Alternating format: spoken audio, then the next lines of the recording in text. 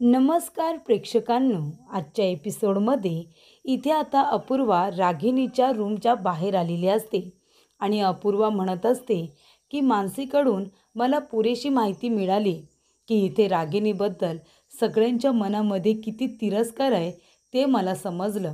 रागिणीने भूमी आणि आकाश या दोघांना खूप जास्त त्रास दिला हे तिच्या बोलण्यातून मला कळलं.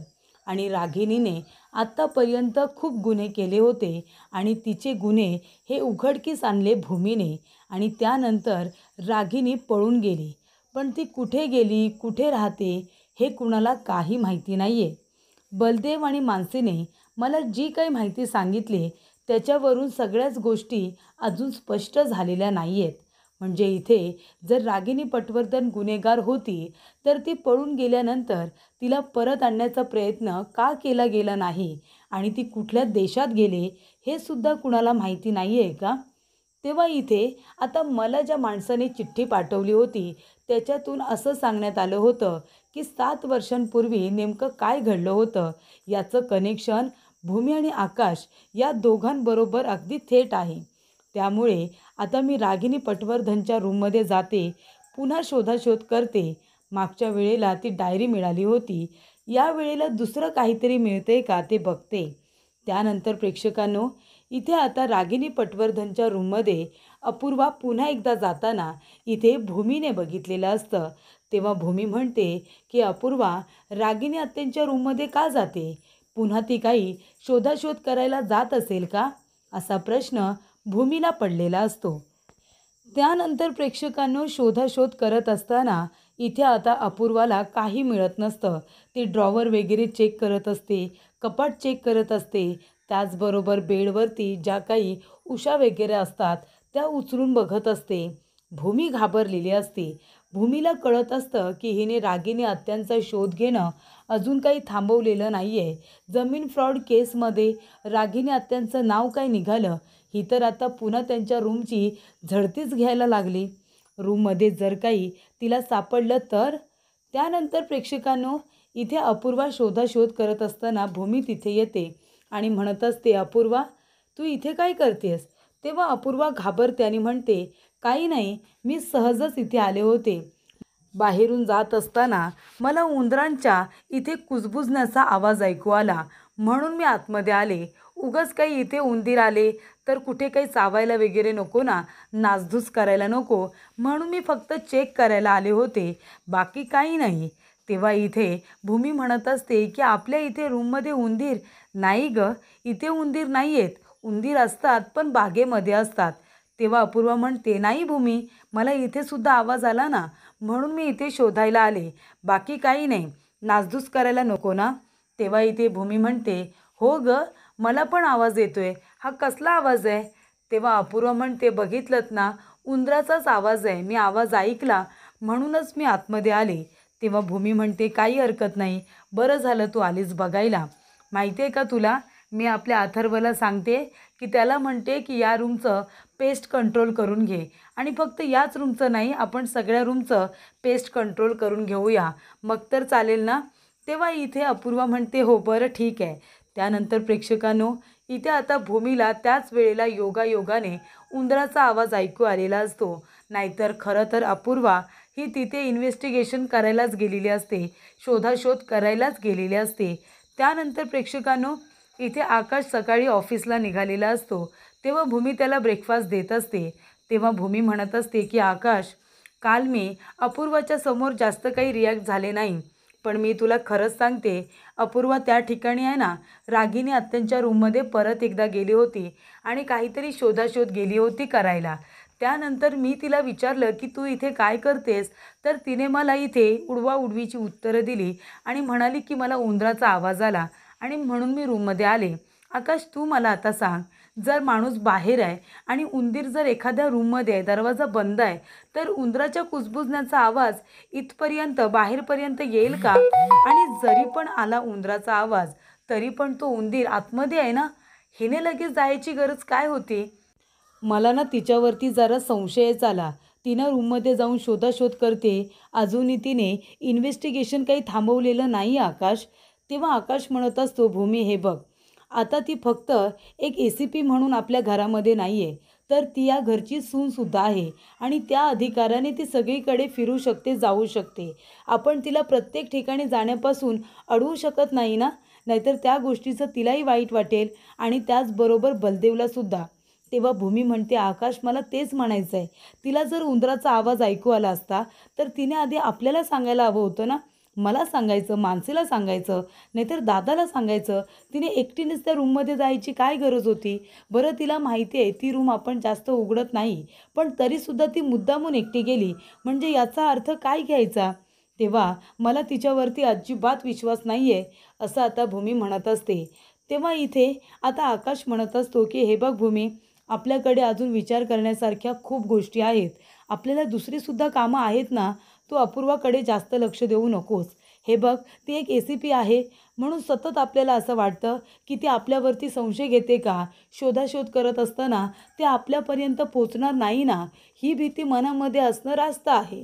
पण ती भीती आपल्या मनामध्ये खूप जास्त झाली आहे, म्हणून आपल्याला प्रत्येक ठिकाणी अपूर्वाला बघितल्यानंतर तिच्यावरती संशय येतो की ही आपल्याकडे संशयाने बघते.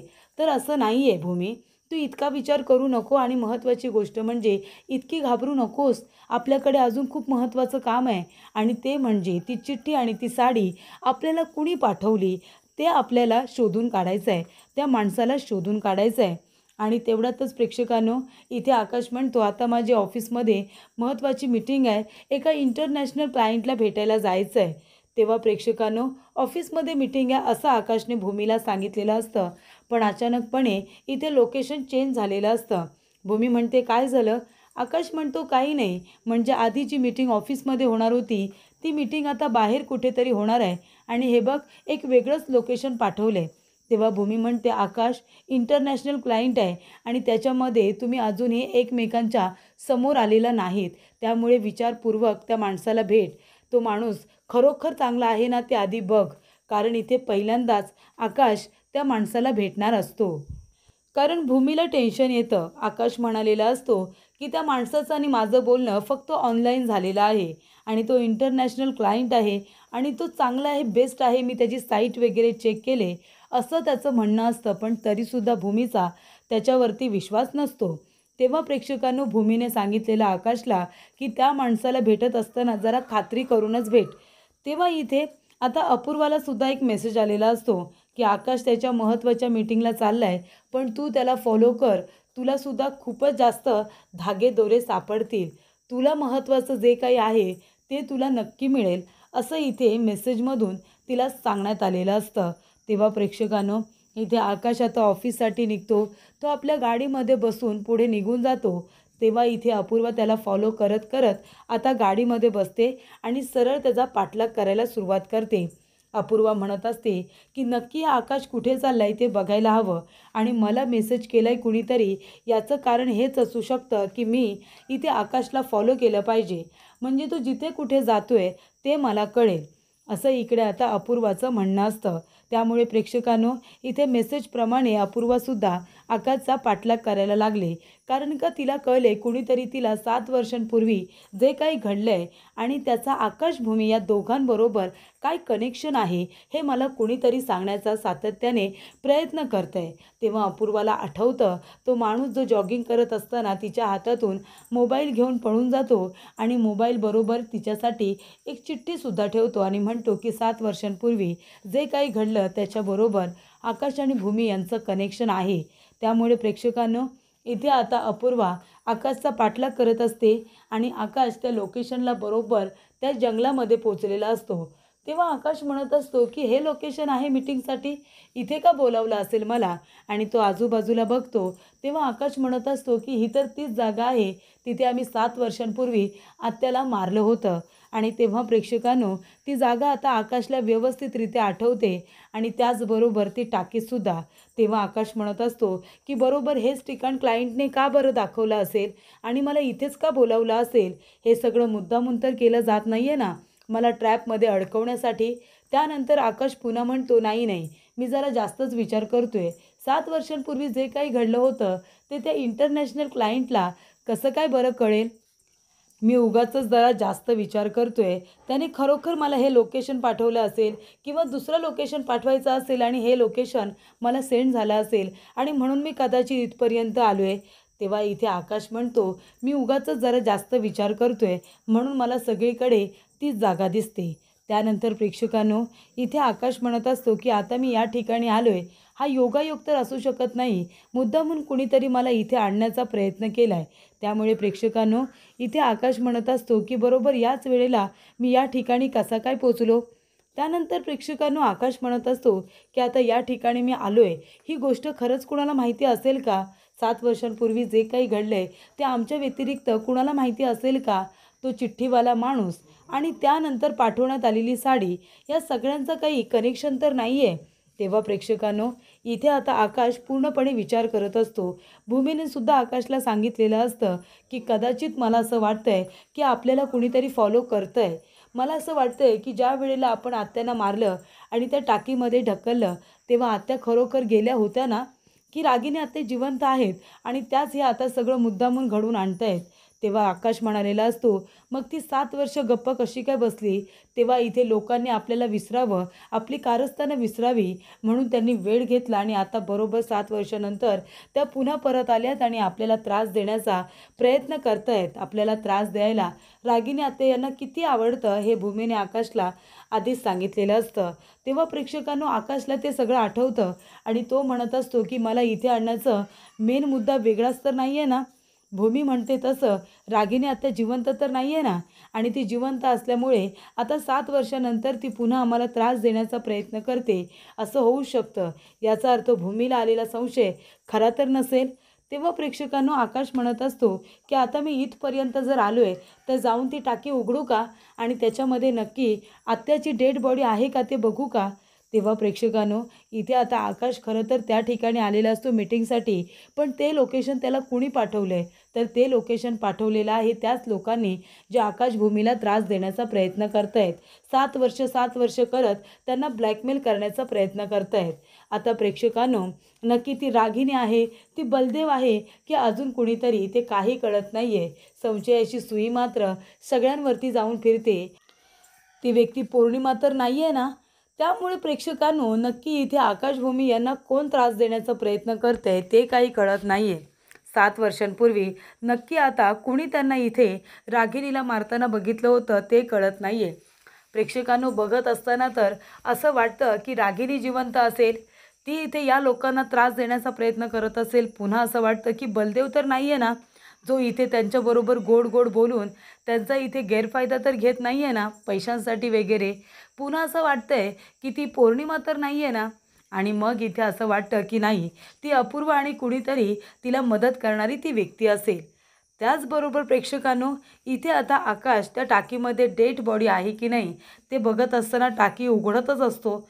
तेवढ्यातच त्या ठिकाणी आलेली असते ती म्हणजे अपूर्वा. अपूर्वा त्या ठिकाणी आलेली असते प्रेक्षकांनो, आणि ती म्हणते, "आकाश, तू इथे काय करतोयस?" आणि तेव्हा प्रेक्षकांनो, आकाश आता ती टाकी उघडणारच असतो आणि तेवढ्यातच त्या ठिकाणी अपूर्वा आलेली असते. तेव्हा आकाश म्हणतो, "अरे अपूर्वा, तू इथे काय करतेस?" तेव्हा ती म्हणते, की "तू इथे काय करतोयस?" आकाश म्हणत असतो, "अरे, मला एका क्लायंटने इथे भेटायला बोलावलं होतं, हेच लोकेशन पाठवलं आहे. आणि तुला मात्र माहिती आहे ना, आपली गुगलवाली बाई आपल्याला कुठेही पाठवते आणि मला इथे लांब लांब करत इथपर्यंत आणून सोडलं. आता मी सांग बरं, आता इथे कुणी मीटिंगला मला बोलवणार आहे का? पण तरीसुद्धा मला हेच लोकेशन पाठवले. बघ ना, मी त्याच ठिकाणी आलो आहे. पण मला असं वाटतंय मी चुकीच्या ठिकाणी आलो आहे. इथे कशी माझी मीटिंग असणार आहे? त्यामुळे इथे आता मागच्या वेळेलासुद्धा मला गुगलवरती एक ॲड्रेस चुकीचाच दाखवला होता. जे लोकेशन पाठवलं होतं त्या लोकेशनवरती गेल्यानंतर कळलं, की हे चुकीचं लोकेशन आहे म्हणून." तेव्हा प्रेक्षकांनो, इथे आकाश म्हणतो, "पण तू इथे काय करतेस अपूर्वा?" अपूर्वा म्हणते, "काही नाही, मी इथे एका गुन्हेगाराला पकडायला आले होते. त्याचा पाठलाग करत इथपर्यंत आले." तेव्हा आकाश म्हणतो, "ठीक आहे, तू कंटिन्यू कर, मी निघतो. माझी मीटिंग इथे नाही आहे." त्यानंतर आकाश तिला तिथेच ठेवतो आणि सरळ गाडीमध्ये बसून तिथून निघून जातो. म्हणजे तुला काय शोधाशोध करायची आहे ती कर. तुला माझ्यावरती संशय येता कामा नये, असं आकाशचं म्हणणं असतं. त्यानंतर प्रेक्षकांनो, इथे आता अपूर्वा म्हणत असते, की आकाशला इथे आता क्लायंटने लोकेशन हे का बरं पाठवलं असेल आणि मग मला इथे बोलवायचं कारण काय होतं? नक्की या जागेशी भूमी आकाशचा काय बरं संबंध असेल, काय कनेक्शन असेल. तेव्हा इथे रागिणीला आता इथेच मारून टाकलं हे अपूर्वाला कुठे माहिती आहे. त्यानंतर अपूर्वा म्हणत असते की इथे आकाश ती टाकी उघडण्याचा प्रयत्न करत होता आणि मी आवाज दिल्यानंतर त्याने मोबाईलसुद्धा उचलला. म्हणजे नक्की त्या टाकीमध्ये काही आहे का, असा अपूर्वाला संशय आलेला असतो. तेव्हा अपूर्वा आता जाते आणि ती टाकी उघडायला जाणार. प्रेक्षकांनो, आता उघडणार पूर्ण तेवढ्यातच तिला फोन आलेला असतो. तिला फोन आल्यानंतर अपूर्वा खूपच जास्त पॅनिक होते, घाबरते ती पूर्णपणे आणि म्हणते, काय, हो ठीक आहे, मी आले आले आणि अपूर्वा लगेच जायला निघते. त्यामुळे प्रेक्षकांनो, इथे अपूर्वा काही आता ती टाकी उघडून बघत नाही. आणि तेव्हा इथे आकाश गाडीमध्ये येऊन बसतो आणि म्हणतो की त्या क्लायंटने मला हे ठिकाण पाठवायचं कारण काय. म्हणजे भूमी म्हणाली तसं कुणीतरी मुद्दामून त्या जागेपर्यंत मला नेण्याचा प्रयत्न तर करत नाही आहे ना. मला ती लिंक ओपन करू दे ज्याच्यावरून तो माणूस माझ्याबरोबर बोलण्याचा प्रयत्न करत होता. त्याने काही महत्त्वाच्या गोष्टी मला पाठवल्या होत्या. त्यानंतर प्रेक्षकांनो, त्या माणसाची आता लिंक ओपन होत नसते. त्याचबरोबर त्याची सोशल मीडिया जी काही प्रोफाईल वगैरे आहे तीसुद्धा आता आकाश चेक करत असतो. पण सगळे अकाउंट त्याचे ब्लॉक झालेले असतात. सगळं काही त्याने कॅन्सल करून टाकलेलं असतं. तेव्हा आकाश म्हणतो की याचा अर्थ भूमी बरोबर बोलत होती. कुणीतरी ती व्यक्ती आहे जिने फक्त बघितलेलं नाही आहे की 7 वर्षांपूर्वी आम्ही काय केलं होतं. तिला नुसतं माहिती नाही आहे, तर ती जागासुद्धा माहिती आहे ज्या ठिकाणी रागिनी आत्याला आम्ही मारलं होतं. त्यानंतर प्रेक्षकांनो, इथे आता आकाश पूर्णपणे पॅनिक होतो. आकाश म्हणत असतो की इतकी वर्ष मी बिझनेस करतोय आणि इथे ऑनलाईन फक्त बोललो आणि त्या माणसावरती इतका आंधळा विश्वास मी का ठेवला. त्याने बोलण्यामध्ये मला बरोबर अडकवलं होतं. माझं इथे माइंड त्याने डायव्हर्ट केलं होतं. त्यानंतर प्रेक्षकांनो, आकाश इथे भूमीला फोन करतो. तेव्हा भूमी म्हणत असते, आकाश काय झालं, तू का फोन केला आहेस मला, सगळं काही ठीक आहे ना, तुझी मीटिंग झाली का त्या इंटरनॅशनल क्लायंटबरोबर. तेव्हा आकाश म्हणतो, भूमी प्लीज शांत हो आणि जास्त प्रश्न मला विचारू नकोस. मी जे काही सांगतोय ते प्लीज ऐक ना. तेव्हा इथे भूमी म्हणते, आकाश बोल, काय झालं, कसलं टेन्शन आहे. तेव्हा आकाश म्हणत असतो, भूमी, ज्या क्लायंटने मला भेटायला बोलावलं होतं तो क्लायंट फ्रॉड निघाला. त्याचे सगळे अकाउंट्स आता मी चेक केले. अगं ते सगळे ब्लॉक झालेत, सगळे बंद झालेत, काही नाही आहे. त्याने सगळं काही डिलीट केले. मला फसवण्यासाठी त्याने सगळं हे फ्रॉड तयार केलं होतं. तेव्हा इथे आकाश म्हणतो, भूमी, पण माझ्याकडून एवढी मोठी चूक कशी काय झाली गं. इतकी वर्ष मी बिझनेस करतोय, मी कुणावरतीही आंधळेपणाने विश्वास ठेवत नाही. मग याच क्लायंटवरती मी असा विश्वास कसा काय ठेवला. माझं चुकलं भूमी, खरंच माझं चुकलं. मी इथे यायलाच नको होतं. मला इथे येण्यासाठी बरोबर त्यांनी इथे ट्रॅप रचला होता आणि तेच लोकेशन आहे भूमी, ज्या ठिकाणी 7 वर्षांपूर्वी आपल्याकडून खूप मोठा गुन्हा घडला होता. तेव्हा इथे भूमी म्हणत असते, आकाश, हे बघ, तू शांत हो, पॅनिक होऊ नकोस आणि जे झालं ते झालं, चुकून झालं ना तुझ्याकडून. पण हे बघ, मी तुला म्हणाले होते ना की त्या व्यक्तीने आपल्याला बरोबर फॉलो केले. त्या व्यक्तीला बरोबर माहिती आहे की त्या ठिकाणी आपल्याकडून गुन्हा घडला होता आणि म्हणून तो तुला दाखवून देण्याचा प्रयत्न करत होता की या ठिकाणी तू ये म्हणून. तेव्हा प्रेक्षकांनो, इथे आता आकाश म्हणत असतो की भूमी, आता काय करायचं. तेव्हा भूमी म्हणते, आकाश तू पॅनिक होऊ नकोस, प्लीज तू शांत हो. तू एक काम कर, तू घरी ये, मग आपण दोघेजण शांतपणे या विषयावरती बोलूया. तेव्हा इथे आकाश म्हणत असतो की ऑफिसमध्ये माझी एक मीटिंग आहे, माझं ते काम करतो आणि मी डिरेक्टली घरीच येतो. घरी आल्यानंतर आपण दोघेजणं बोलू. तेव्हा भूमी म्हणते, ठीक आहे ठीक आहे आकाश, मी इथे क्षितिजाला डान्स क्लासेसवरून घ्यायला आले, त्यानंतर मी घरीच येणार आहे. तुझी मीटिंग झाली ना की तू घरीच ये, मग आपण बोलू. त्यानंतर प्रेक्षकांनो, इथे भूमी आता एका बाईकडे आलेली असते आणि ही तीच बाई आहे जिला अपूर्वा भेटायला जात असते. ती म्हणजे अपूर्वाची आई.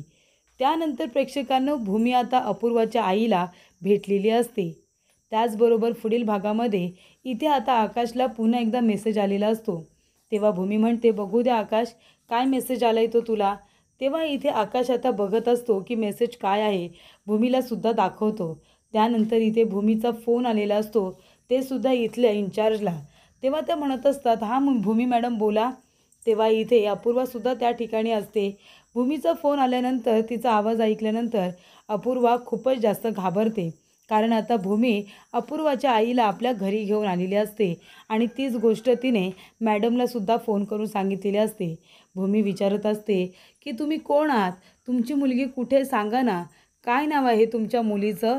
तेव्हा प्रेक्षकांनो, इथे आता अपूर्वाची आई म्हणते की माझ्या मुलीचं नाव आहे अपूर्वा आणि तिथपर्यंत आता अपूर्वा आलेली असते. तेव्हा प्रेक्षकांनो, इथे आता अपूर्वाची आई धावत पळत जाते आणि अपूर्वाला घट्ट मिठी मारते. तेव्हा प्रेक्षकांनो, ज्या वेळेला इथे आता त्या ठिकाणी वृद्धाश्रमाला भेट देण्यासाठी भूमी आकाश गेलेले असतात, तेव्हा अपूर्वाला सुद्धा त्या ठिकाणी भूमीने आता बघितलेलं असतं.